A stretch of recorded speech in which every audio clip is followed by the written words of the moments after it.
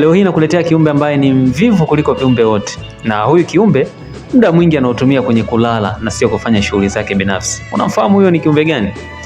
Huyu anafahamika kwa jina la koala. Ni kiumbe ambao wanapatikana sana Australia. Ni viumbe ambao wanaotumia muda mwingi sana kwenye kulala, na inakadiriwa kwamba wanatumia masaa 18 mpaka masaa 22 kwenye kulala, na masaa mawili ndo anayatumia pekee katika kufanya shughuli zao nyingine kama kula na kufanya mambo mengine.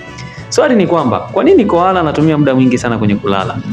Anatumia muda mwingi kwenye kulala kutokana na mfumo wake wa umeng'enyaji wa chakula. Inasemekana kwamba mfumo wa umeng'enyaji wa chakula huwa unameng'enya chakula taratibu taratibu sana, lakini pia hata majani ambayo anayatumia huwa energy yake inakuwa ni ndogo.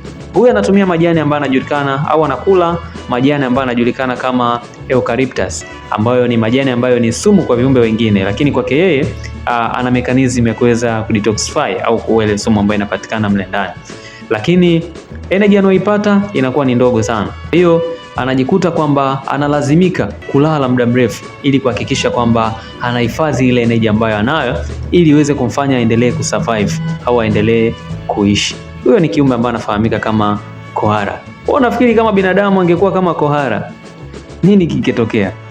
Kama umependa video hii, usisahau kusubscribe pamoja na kulike ili tuendelee kujifunza zaidi kuhusiana na viumbe tofauti tofauti.